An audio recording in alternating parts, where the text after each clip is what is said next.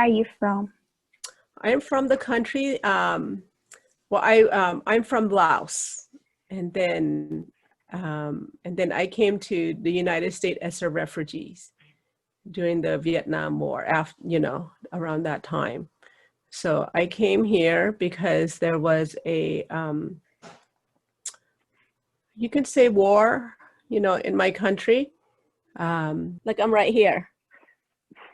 So that's where I'm from. My country is surrounded by Thailand, Vietnam, and Cambodia. We're right in the middle of all those countries. So so I came here when I was, I want to say 6 or 7 years old because of the war in Vietnam, and we had to leave our country. So when I left my country, we had to go to Thailand when we escaped from Laos to go to Thailand. That's where they kept all the, we stay there because of the refugee camp.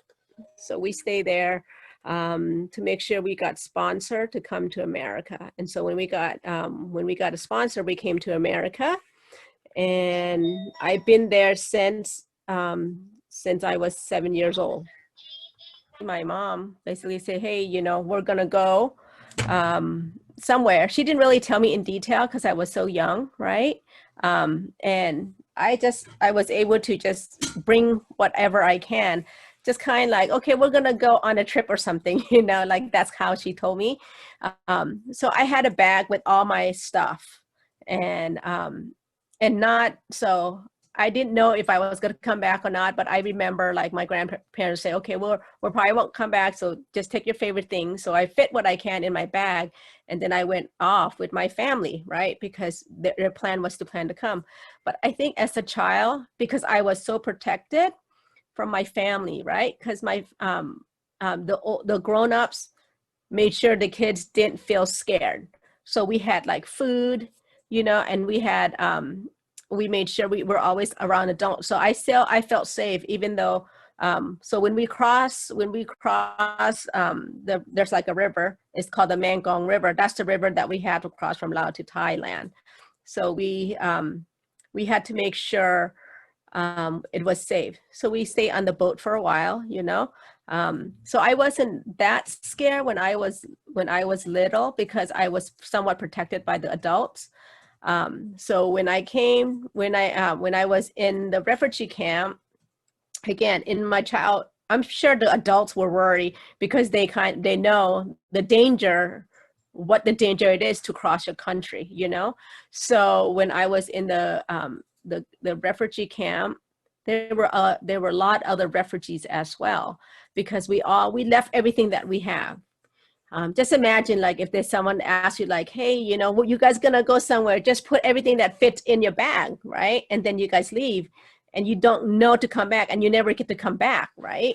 So, so as a child, you leave, and, I left my friends, I left my school, I left like my favorite, garden, and we just like the clothes that you're wearing right now. And they said, okay, that's kind of your new life. So you got to get around. And you're like, okay, like what shoes do I wear? Because the snow is burning my skin. You know what I mean? Like, so it was kind of like that. In Laos, we walk to school. We don't, ever like drove us. Because we live in a small village, everything is walkable. So when we came to Illinois, everything was, you have to drive everywhere. So a little bit culture shock for us. So as I continue to grow, I really want to know, basically because my grandparents came with us, basically they say, okay, now we're in our new home, so you have to make it work, just do whatever it takes for you to make your new home work. So when our adults say that, we're like, oh gosh, we have to do whatever. So because we didn't speak any English, in our country, Lao, we have our own culture, right? You guys probably know about the book that I wrote. It's called Mommy's Fried Grasshoppers, Okay. So I'm just going to show you. Okay, so this is kind of like what my house looked like in Laos. Okay. And so we have our own language. We have coconut, see, just like Mexico, right? You guys Yes. have your coconut. You know, a lot of our food's the same, really. You know, that's why I love Mexican food. It's like the same spice, right? Same stuff. Yes. In our country, we didn't have a lot of, well, we didn't have TV. So back then we made our own, this is our shadow puppet. See, we would get this, and this is made from leather. This is a shadow puppet. Wow. So before, you know, before we became refugees, we did all this thing. We had all this life, you know, just like um, really happy life. So we made Yeah. here, it shows that, you know, Molly's my daughter. You know, I wrote this book for her because she's born in here. I want to make sure she understand what I went through before I became a refugee. You know, it's important to know what a refugee goes through.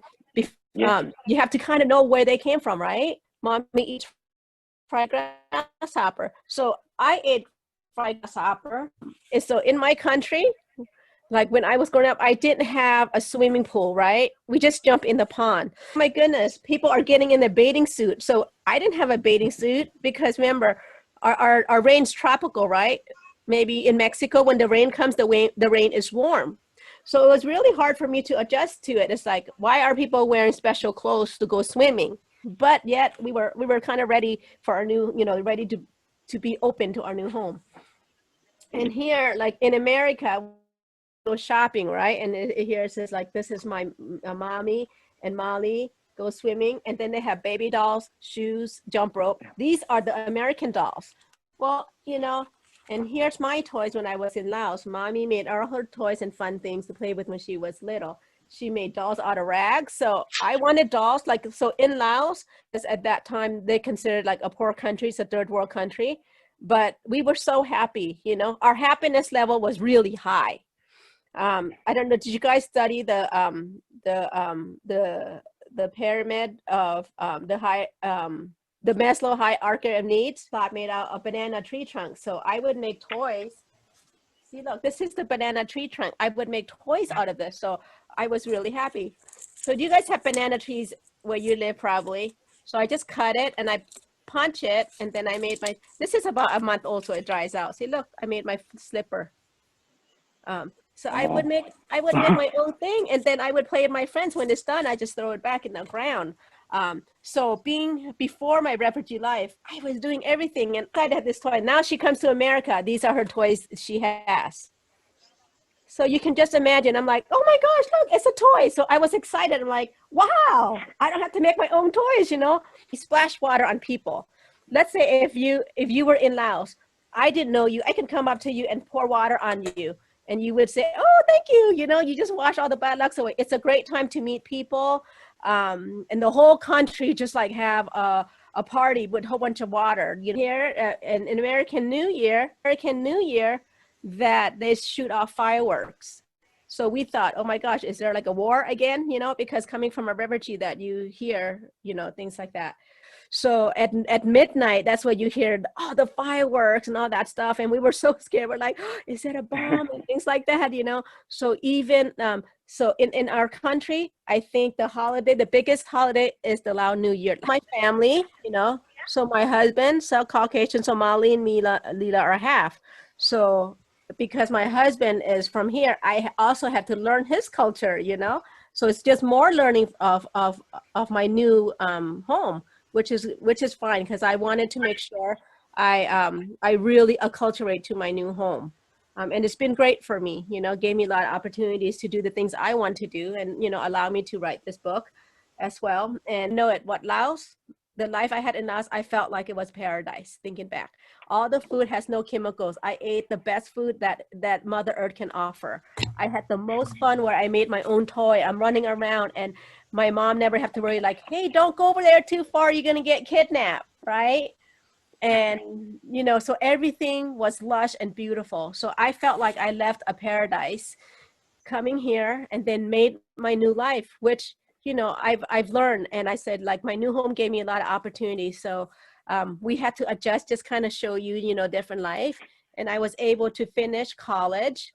I graduated, and then I became a registered dietitian. and I have my own private practice, which I work really hard for. People call me funny names, right? Because I look funny. I didn't look American. They would say, go back to your country, this and that. We had really mean kids, and then I would come home, I would be sad. And then my grandparents said, you know what, don't be sad. Just show them that you belong here because we're not going back to our country. This is our home. So you really have to study really hard, really show them that you belong here. This is your home. So that was always in my head. So I'm like, okay, I'm going to study. So I really want to encourage you guys, you become the best student you can be, continue your education, do everything that you can, because education really gave me the power to be this dietitian, gave me the power to really write my story.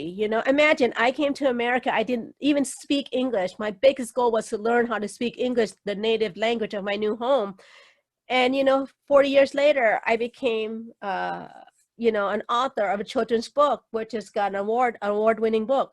This is a historical book. This is the first children's book that's ever been published in Southern California. Thank you. So we have You're welcome. One last question. Okay. Yes. What kind of transportation did you use to move from one place to another? In here or in Laos? And I know, like in your process from being like a refugee to. Oh, we took the airplane here. So, okay, so from Laos, so we have to go to Laos. We have to cross the Mekong River to Thailand. So we used a boat from Laos to Thailand, and then we stay in the Thailand refugee camp for like a year. And then from there, we took the airplane. Thank you very much. Thank you. For this interview. It will be all. Okay. It was wonderful. We learned a lot about you. Oh, wonderful.